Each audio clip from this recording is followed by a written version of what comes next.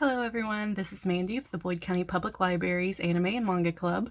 Today we are going to be doing 3 super simple Halloween crafts with the theme of Japanese yokai. The word yokai can describe hundreds and hundreds of different monsters from Japanese folklore. There are so many, but we're only going to cover 3 today. So if you want to learn how to make your own monster, just hang around and we'll get to that shortly. The first yokai we are doing is a Oni, or troll, or demon. What you're going to do is grab any paper plate. You're going to make an outline of the mouth part of his face. As you can see, all I'm doing is taking a marker and I'm just going to color in what I want. Onis are usually depicted with red or blue skin. You can do anything you want, but I decided to take a more traditional approach to this craft.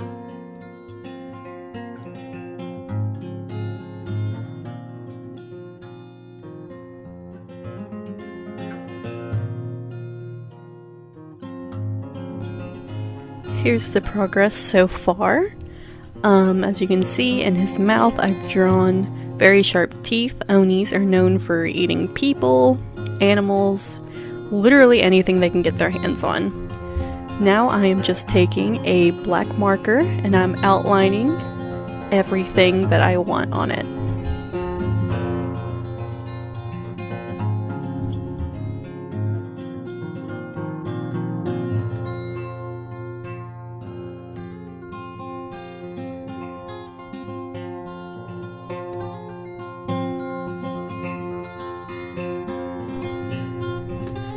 Okay, here is the finished product. I messed up on a tooth, so I decided just to make it a broken tooth.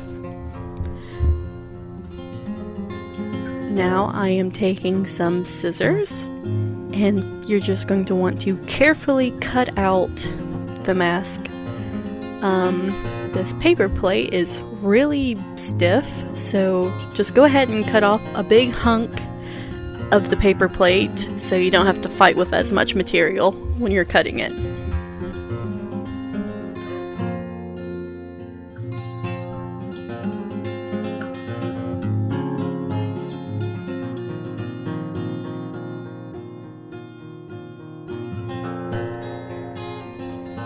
Alright, here it is all cut out. I'm kind of just enjoying how the paper plate bends. It gives it kind of this strange 3D effect to it. If you really think about it, we could probably add these over our face mask that we've been wearing this year. So maybe this will give you a good idea just to have some safe Halloween flair.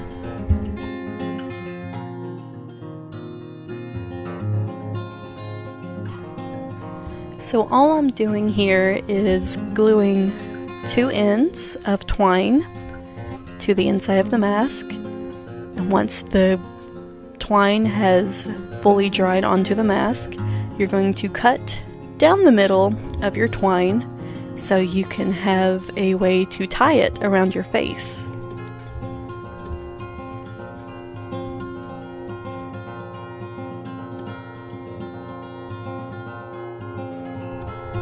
I don't have anyone to model these for me, so I decided to take my Gudetama plushie. He has the most reasonable human-sized head that I have on me, so yeah, it's not creepy at all.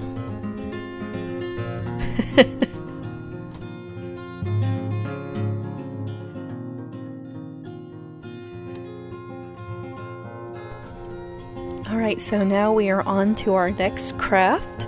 We are making a funeral headband that is seen on Yokai, or Japanese ghost.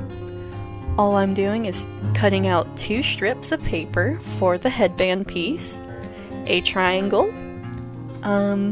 Spoiler, you're probably going to need a 3rd strip of paper, just because it absolutely would not fit on my head. So, just as a heads up, you see me trying it out with 2 here. No one really knows why ghosts are depicted with this headwear. The only thing that people can think of is that this was just a clothing trend at the time, and people wanted to be buried in the trend that was going on at the time these tales are being told.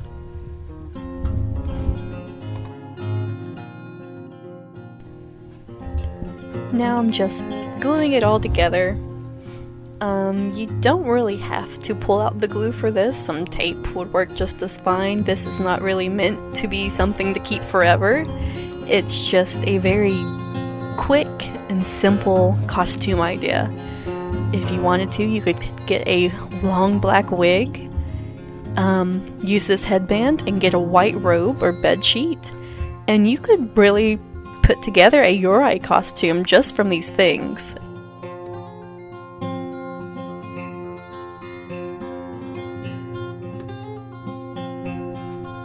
Gudetama is coming back to my rescue again as my model for this headband. Glue down the edges of your triangle. I'm just going to flip it around just so you can see how it's going to lay on his head. But yeah, other than that, this is probably one of the simplest things to put together. Alright, so now we are covering our final yokai, the Kasa Obake, which is a haunted umbrella. As you can see, I am taking a cocktail umbrella. I am going to carefully open it. These umbrellas are super fragile.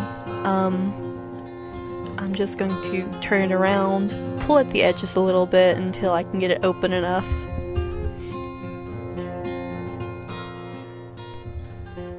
Your umbrella you're going to want to have partially opened. I'm just scooting this little band up to keep it from sliding down. Now I'm going to take a googly eye. The Kasa Obake are depicted only with one eye. The reason why these umbrellas are haunted is supposedly they get lost or their owner abandons them, so they come back as these kind of mischievous spirits.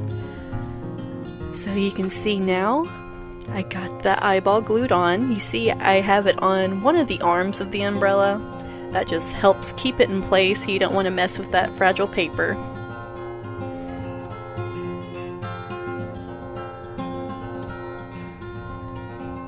Oh, as you can see, I just completely yeeted it off my desk thanks to the hot glue stringing off of it. So now I'm just going to grab a marker. Kasa Obake are depicted with their mouths open and there is a long tongue coming off of them. I'm not sure why. They just look kind of strange and freaky to some people, I would say.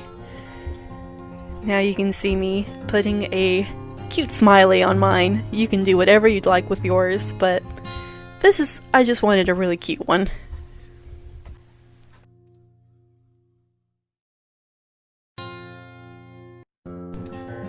Okay, I am just taking a red marker now.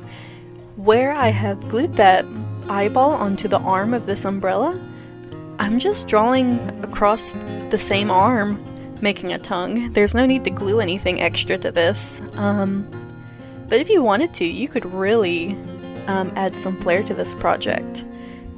This could be pretty handy as a party favor, or you can just stick them anywhere. Alright, I had to bring back Gudetama one more time just to show off all our finished crafts. We are making him look like he's just been to the best Halloween party ever.